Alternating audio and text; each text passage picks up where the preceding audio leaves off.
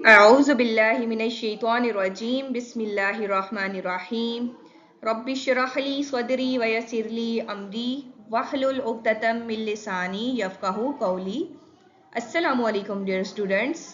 جماعت ہفتم ترجمۃ القرآن مجید. ہمارا سبق ہے سورہ انفطار. ہم نے کل کے سبق میں سورہ انفطار کی وجہ تسمیہ، اس کی فضیلت اور مرکزی مضمون کے بارے میں پڑھا تھا کہ سورہ انفطار میں کیا ذکر ہے، کس حوالے سے بات کی جا رہی ہے، جس میں قیامت کی ہولناکیوں کے بارے میں ذکر ہے، قیامت کے بارے میں تذکرہ کیا گیا ہے. وجہ تسمیہ میں ہم نے اس کا تعارف پڑھا تھا کہ یہ اس سورت کو انفطار یعنی یہ نام کیوں دیا گیا اور اس کی کتنی آیات اور کتنے رکوع ہیں. آج کا ہمارا سبق ہے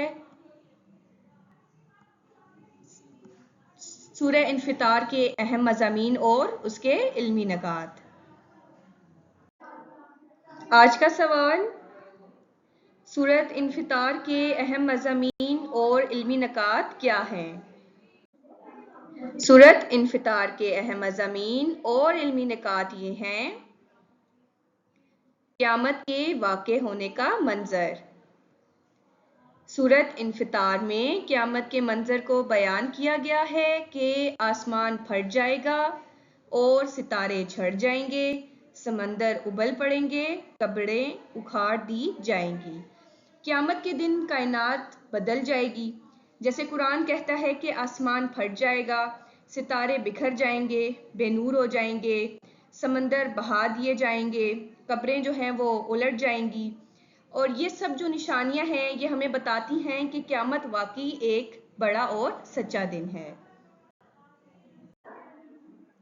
سب سے پہلے ہم نے قیامت کے مناظر کو پڑھا. اب یہاں پر دوسری بات انسان کو سمجھانا. سورہ انفطار میں انسان کو سمجھانے کی کوشش کی گئی ہے. اس میں انسان کو یہ سمجھایا گیا ہے کہ اللہ نے انسان کو پیدا کیا اور اس کے اجزاء کو نہایت ہی متناسب بنایا، پس وہ اللہ کے بارے میں کسی دھوکے میں نہ پڑے.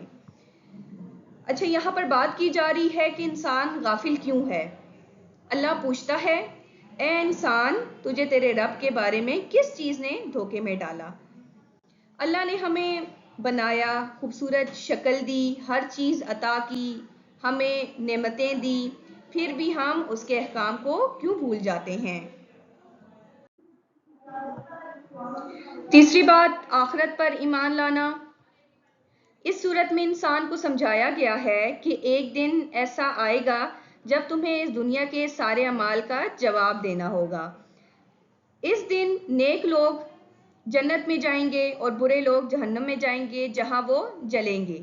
اس لیے انسان کو چاہیے کہ وہ ہر عمل کرتے ہوئے آخرت کو یاد رکھے، نیک عمال کرے، برے عمال سے بچے، کیونکہ قیامت کے دن کوئی کسی انسان کے کام نہ آ سکے گا. ٹھیک ہے، قیامت کے دن کوئی کسی کے کام نہیں آئے گا. اس دن کوئی کسی کے لیے کچھ اختیار نہ رکھے گا، صرف اللہ ہی فیصلے کریں گے. نہ رشتہ دار، نہ مال، نہ کوئی بھی چیز اس دن اسے کوئی فائدہ دے سکے گی. اس صورت میں کرامن کاتبین کا تذکرہ بھی ہے. یہ وہ فرشتے ہیں جو اللہ تعالیٰ نے انسان کے لیے مقرر فرمائے ہیں کہ انسان کا ہر عمل وہ اپنے پاس نوٹ کر رہے ہیں، چاہے وہ عمل اچھا ہے یا برا ہے، چھوٹا ہے یا بڑا ہے، وہ اپنے پاس نوٹ کر رہے ہیں. اس صورت میں انسان کو یہ احساس دلایا گیا ہے کہ ہر انسان کے ساتھ ایسے دیانتدار اور نیک فرشتے ہیں جو اس کے اعمال کو لکھ رہے ہیں اور وہ ٹھیک ٹھیک لکھتے ہیں. یہ فرشتے جنہیں کرامن کاتبین کہتے ہیں اعمال نامہ تیار کر رہے ہیں، جس کے بارے میں قیامت کے دن پوچھا جائے گا اور اسی کے مطابق جنت یا جہنم کا فیصلہ کیا جائے گا. اللہ بہت کریم ہے. اس صورت میں انسان سے ایک نہایت ہی اہم سوال کیا گیا ہے. انسان سے پوچھا گیا ہے کہ اے انسان، تجھے کس چیز نے انتہائی مہربان رب کے بارے میں دھوکے میں ڈال رکھا ہے؟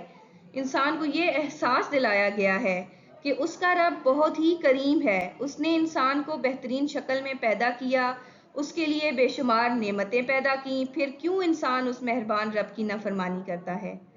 یہ سوال بہت اہم ہے. ہمیں یہ طے کر لینا چاہیے کہ ہم اپنے مہربان رب کی نافرمانی نہ کریں۔ آج ہم نے سورہ انفطار کے اہم مضامین اور علمی نکات پڑھے۔ قیامت کے واقع ہونے کا منظر، انسان کو سمجھانا، آخرت پر ایمان لانا، کرامن کاتبین کا تذکرہ، اور اللہ بہت کریم ہے۔ سورہ انفطار ہمیں ڈرانے کے لیے نہیں بلکہ جگانے کے لیے ہے، کہ تاکہ ہم جان سکیں کہ ہماری زندگی کا مقصد کیا ہے، ہمارے اعمال کا نتیجہ کیا ہوگا، اللہ کے سامنے ہم کیسے جواب دہ ہوں گے۔